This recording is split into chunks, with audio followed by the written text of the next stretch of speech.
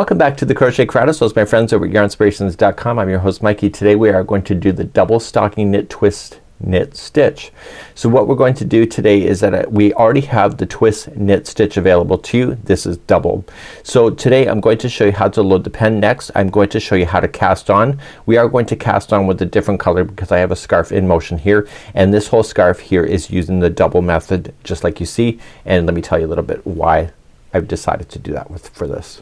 So the reason why I chose this is that usually with the one loop here, and if you're double stranded then you'll have two, but I wanted to really kind of thicken the material up, and you can use the double knit stitch in order to do that. So here it's got a number of loops in between each of the sides.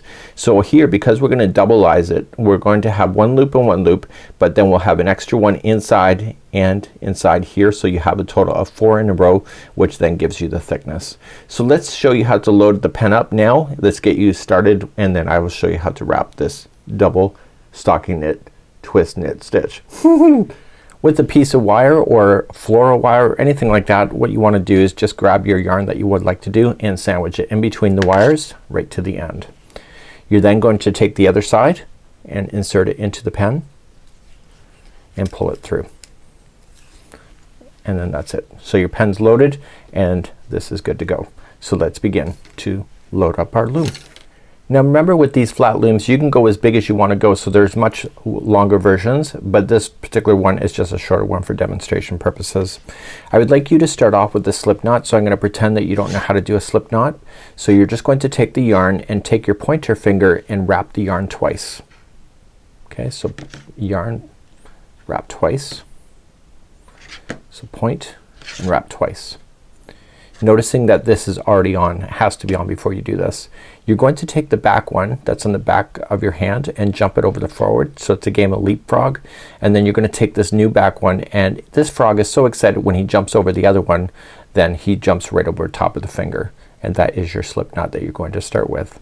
So wrap in your finger twice, play the game of leapfrog. The back one jumps over the first one, and then the new one that's at the back is so excited he jumps over and goes right up over top of the finger, and therefore that is your slip knot, and that's the one I want you to put right here.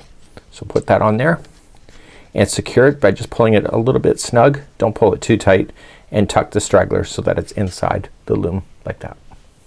Now with your pen, just pull the yarn back so that the pen is feeding the yarn directly from the edge. So this one is considered already done. It has your slip knot. It will hold everything into position, and when you come down you're gonna come down in between the two pegs like this and circle around like that. So it's a twisted knit, so it's twisting over top of the other strand that was just there. Now you're gonna come to the next one across and go on the outside and circle back around so that it crosses, and then you come straight down and cross. So over and cross and down and cross.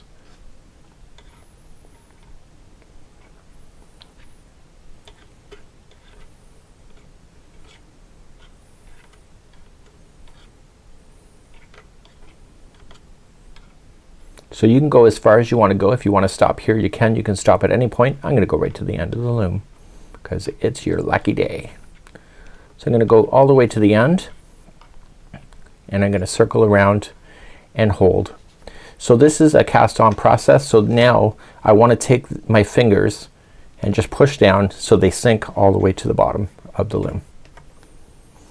Now grabbing this back up, just make it taut again, and when you come up, come straight up in between, circle around. It's the only time it doesn't actually cross over that time, and then come down to the base and then cross. Okay, then jump over and cross and over and cross.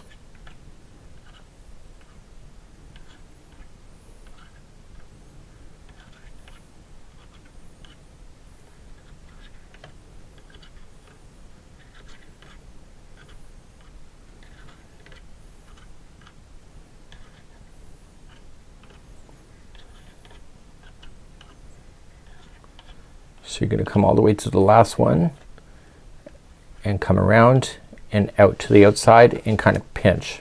So if it comes loose, just tighten it back up. No biggie. So coming down and cross. So you want to secure that right away. So just kind of pinch. Now you want to do the last one that was just wrapped so that it will hold it. So just grabbing the bottom one and popping it up over the top and pushing it down. And so therefore that can be let go.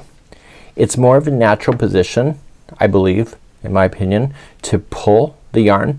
Now there's tension on this because you've just wrapped it. So I would recommend that you pull the top ones first all the way across.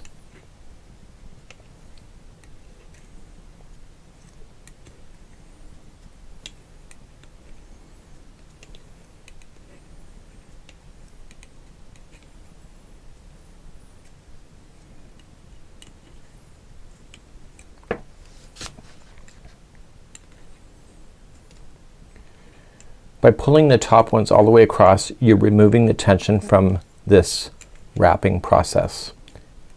So when you flip the other side, instead of turning the loom upside down and doing the same thing, you can just flip up like this and hold it, and you will realize that there's no tension at all. So it's just a matter of scooping it up and throwing it over top of the peg, and you'll do that all the way back.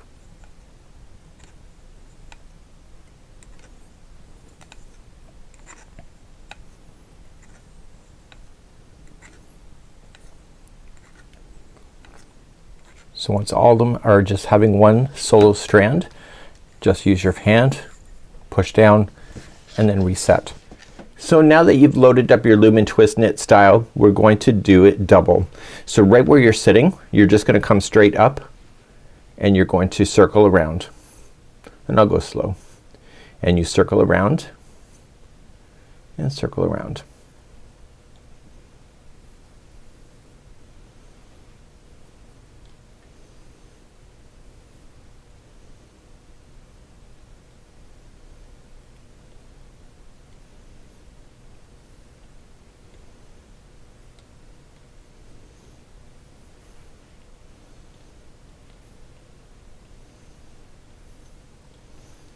Now that we're getting close to the other side, we wrap around and wrap around, and usually we stop and then this is where we knit, but we actually have to do it double.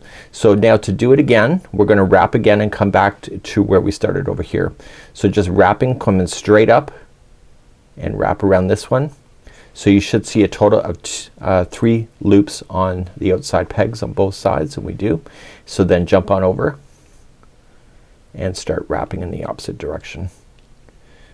And usually you would have done this anyway, coming back for every row, but in this case because it's double, we go there and then we go back.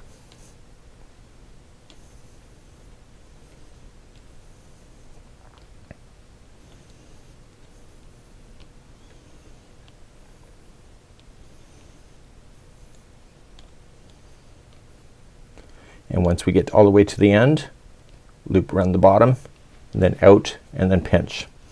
Now the trick to this is that the bottom 2, so I classified this as the bottom, I just turned it up for your convenience and mine. So the first one is always the hardest one, so we want to do the last one that was wrapped first.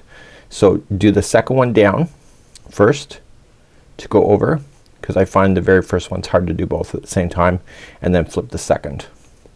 So basically the 2 bottom goes over the top and the peg.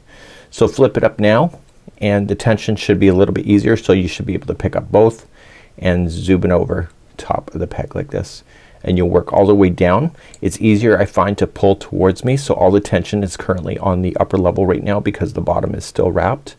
So as you get more and more done, it gets easier to pull these off. So work your way all the way down the loom. Once you've gone all the way down this side, the tension is off the loom. Half the side is now knitted, the other side still wrapped. Starting on the outside, just grab both of them. This side's so much easier because the tension is now gone, and just zip up over top of the peg and away from you. Make sure the tension is nice and easy to go. And then once you're done, just take your thumb, push down, and then wrap double knit style again. So wrap all the way down and back and begin knitting all over again, and this is what it will look like underneath. It's pretty cool.